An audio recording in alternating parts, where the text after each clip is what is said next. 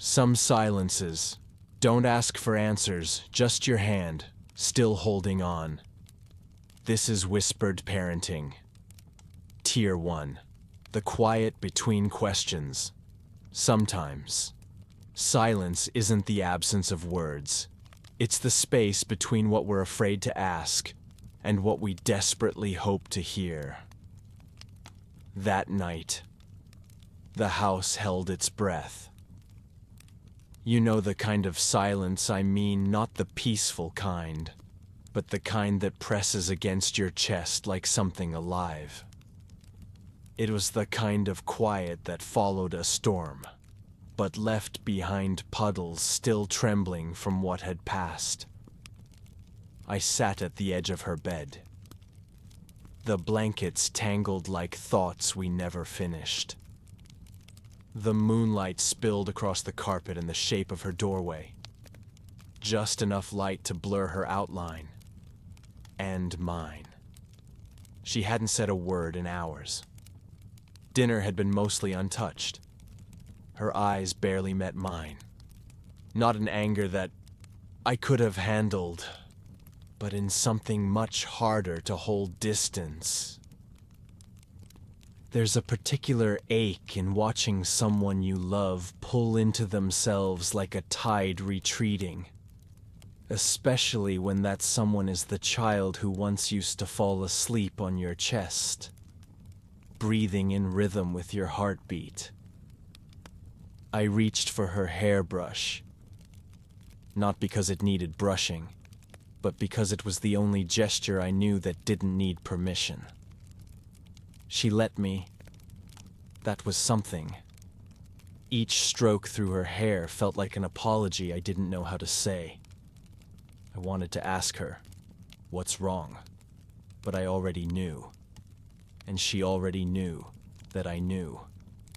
So instead, I just sat, one hand brushing, the other holding back everything I wanted to fix. There's a moment in every parent's life, I think, when the fixing has to stop, when presence means more than answers, and when showing up is louder than speaking. I remembered the last time she'd cried in front of me. Really cried. It was over something small, a drawing. Maybe that had been crumpled at school. Back then, my instinct had been to cheer her up, to say things like, "It's okay," or "We'll make a better one." I didn't realize, until later, how loud that had been. Because sometimes, in trying to soothe, we erase. We paint over their hurt with our comfort, forgetting that their feelings need space to breathe too. Tonight, I wouldn't make that mistake. So I kept brushing. I watched as her shoulders slowly dropped, not quite relaxed, but less guarded. And I waited. It's strange how parenting is less about knowing what to do, and more about unlearning the impulse to always do something. Sometimes, the most powerful act is staying still. I wanted to tell her that the silence didn't scare me, that she didn't have to talk if she wasn't ready, that I was here, not as a fixer, not even as a guide, but as a witness. But all of that stayed inside me. Instead, I whispered her name once soft, almost like a thought.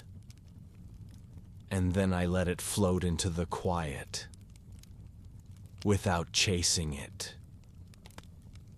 She didn't answer, but she didn't pull away either. And that was enough. For now. Because the quiet between questions is where trust is born. Tier 2. The door that stayed open. I sat at the edge of her bed that night, unsure whether I was supposed to say something, or let the silence say it all for me. The lamp in the hallway cast a warm golden rectangle across her floor, like an invitation I wasn't sure I was allowed to accept. Her blanket rose and fell, slowly. She was awake. But she didn't look at me. The house was still. The kind of stillness that comes after the last spoon has been washed, the last apology not said, the last whisper swallowed by a heart too tired to speak. And all I could think about was how many times I had rushed to fill that silence before. Rushed to fix. Rushed to reason. Rushed to make it all better, so I wouldn't have to feel helpless. But that night, I stayed. I stayed in the silence, even when it burned. Even when every instinct in me begged to reach out, to say, "Please talk to me." I didn't. I simply sat there and let her not speak.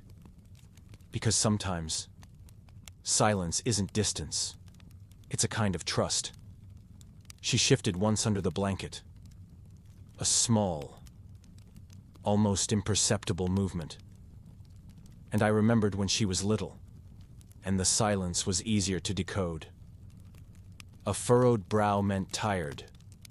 A turned shoulder meant hurt. A trembling lip meant she needed to be held. But now, she was 13, and her silences had layers, walls, hidden doors. Earlier that day, she had come home from school with her hoodie up and her eyes down. I asked if everything was okay. She said, "I'm fine," in the way people do when they are anything but.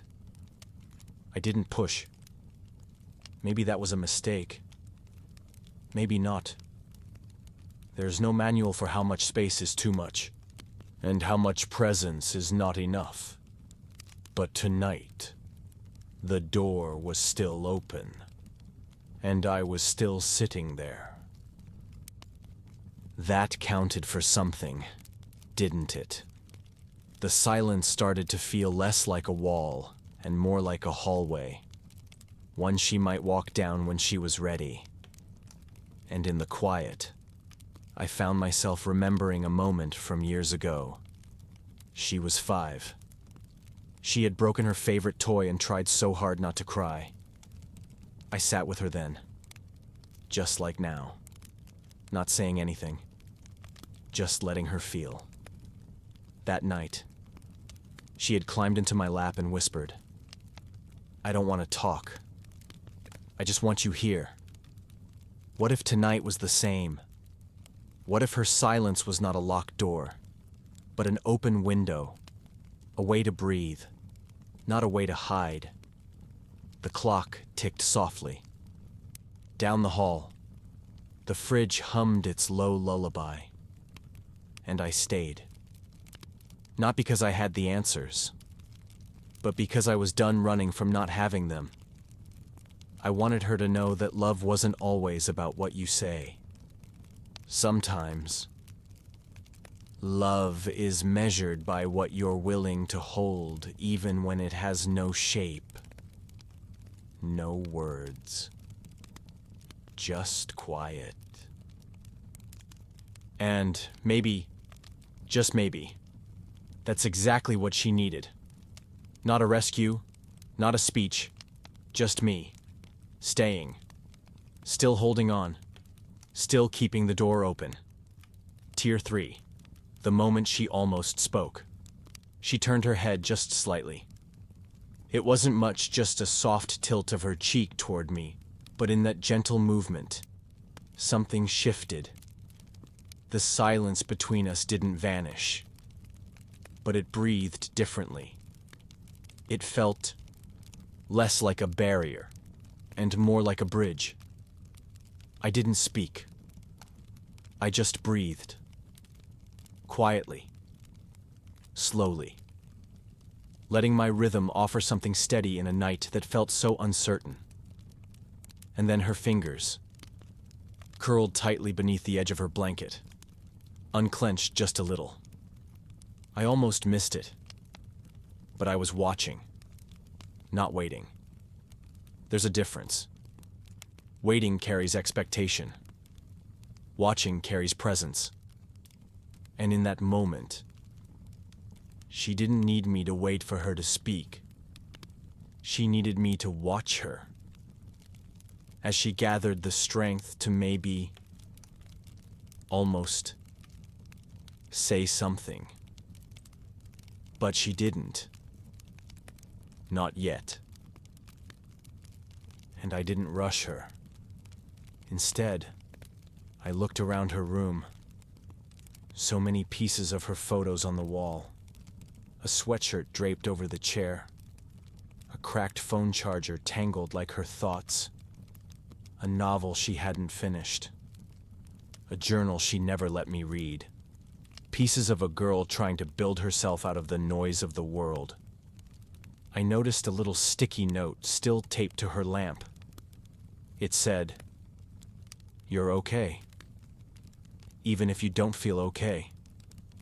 She wrote that a month ago, after a tough week. And tonight, as she lay still, that note seemed to whisper to both of us. I wanted to ask 100 things. Who hurt you? Are you okay at school? Did something happen with your friends? Are you scared? Are you mad at me? But I swallowed all of it. Because asking is easy. Listening when there are no words. That's love. She shifted again. This time her eyes blinked a little longer, as if weighing the safety of the moment. Still not speaking, but something in her face softened. And that's when I remembered something from my own childhood. A night I cried alone in my room after a fight with my mom. She didn't say much that night, but she left a glass of warm milk on my desk. No lecture. No questions. Just warmth. Maybe that's where I learned this instinct to hold space, not solve pain. So I stood quietly and walked to her desk, careful not to make noise, and gently placed her water bottle closer to the edge. A simple gesture. I see you. I'm here. As I turned back toward the bed, her voice finally broke the stillness, barely a whisper. Are you mad at me? My breath caught. That wasn't the question I expected. I sat again, slowly, the mattress sighing beneath me. No, I said softly. Not even close. Silence again. But now it was warmer, like a blanket freshly pulled from the dryer. She didn't say anything more, but her shoulders, which had been tight all evening, slowly relaxed. It was only 5 words, but it was everything. She trusted me enough to let a fear surface, and I didn't flinch, didn't demand an explanation, didn't try to fix it. I simply answered the question underneath the question. No, I'm not mad. No, I'm not leaving. No. I don't need you to be anything more than exactly what you are tonight. She rolled to her side, facing the wall now, but her breathing was steadier. The silence wasn't heavy anymore. It was resting. And maybe, so was she. I stayed a little longer, not to guard her, but to witness her. Because sometimes, the moment someone almost speaks is more sacred than the words themselves. Tier 4. What I heard without hearing her. She didn't speak again that night, but I heard everything. The way she shifted her pillow ever so slightly, there was a message in that. A subtle signal that she was trying to make herself comfortable in a world that didn't always feel kind. Not just the pillow beneath her head, but maybe the weight she carried inside. I watched the slow rise and fall of her breath, and it reminded me of when she was just a baby, sleeping on my chest, trusting me with her entire world without ever needing words. That same quiet trust was there now, fragile but real. And I knew, if I interrupted it with worry or noise, it might dissolve.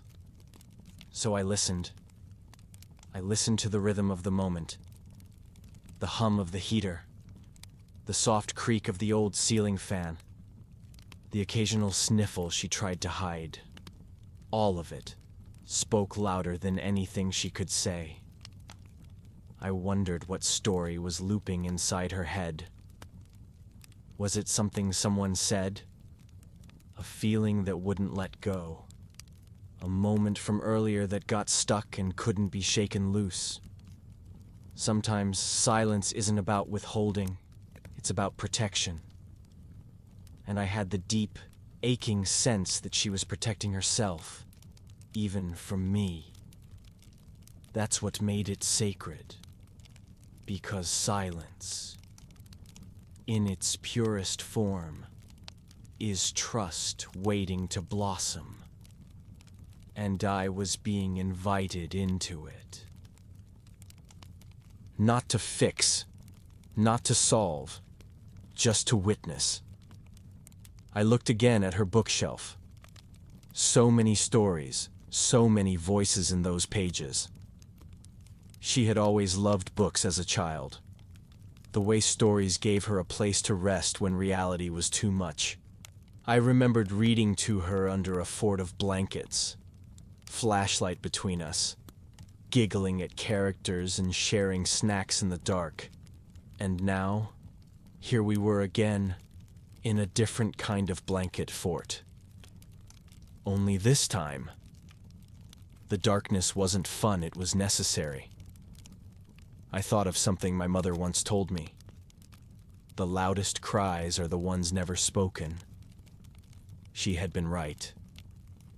Tonight, my daughter was crying in a language only the heart could understand, and I was learning to listen, to the pause between her breaths, to the way she kept one foot slightly out of the blanket, as if still ready to run, even in rest, to the hesitation in her stillness.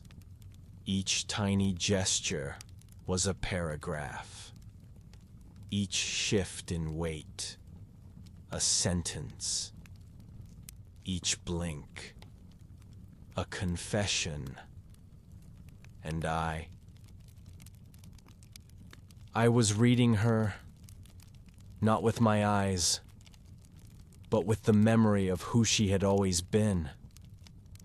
The girl who once wore butterfly wings to the grocery store because she believed she could fly. The girl who used to whisper to trees, thinking they whispered back. The girl who asked me, at 6 years old, if stars ever got lonely. She was still in there, just hidden under the dust of growing up. I reached for a nearby blanket, one I had folded earlier that evening, and gently laid it across her feet. Not because she asked, not because she needed it, but because I wanted her to feel something soft. Something that said, "You don't have to explain. I'm here anyway." She didn't move, but I felt something shift in the air like she had accepted it. And that was enough. Parenting, I've come to realize, is not about the big speeches or the grand gestures. It's about showing up in the quiet. It's about learning to hear the heartbreak that never gets spoken aloud. It's about knowing when to lean in and when to just breathe beside them. That night, I heard her say so much without ever parting her lips. She told me she was tired. She told me she didn't know how to begin. She told me she wasn't sure I'd understand. She told me she wanted me close, but not too close. She told me she needed time, and I replied, by listening harder than I ever had. The room held us both in its hush, and for the first time in hours, maybe days, she fell asleep. Tier 5. When the silence finally held us both, I didn't leave her room. Not even when the minutes began to stretch long into the night, and my back ached from sitting still for too long. Not when the clock gently clicked its way past midnight. Not when my mind reminded me of emails I hadn't answered, dishes still in the sink, or the sleep I'd need to survive tomorrow. None of it mattered. Because something sacred was unfolding in that quiet space between us. I had expected nothing when I sat beside her. No revelation, no dramatic tearful hug, no whispered confessions, just presence. And it was presence that eventually held us both. She didn't say goodnight. She didn't reach for me. She didn't even open her eyes as she turned gently on her side, her back facing me. But she left one hand out from under the blanket, palm up. And that was everything. It wasn't an invitation. It wasn't a cry for help. It wasn't even a request. It was a peace offering. So I placed my hand near hers, not touching, just close enough so she'd feel it. And slowly, like a leaf drifting toward the earth, her fingers curled and brushed mine. That's when I knew the silence had shifted. It wasn't just hers anymore. It belonged to both of us. A shared understanding. A quiet bridge. No need to talk. No need to fill the space with words too clumsy to carry what this moment held. It reminded me of a time long ago, when she was still small enough to fit in the crook of my arm. She had fallen and scraped her knee at the park, and I had picked her up, expecting her to wail. But she didn't. She simply pressed her cheek to my shoulder and whispered, "You found me." That was all she needed, to be found.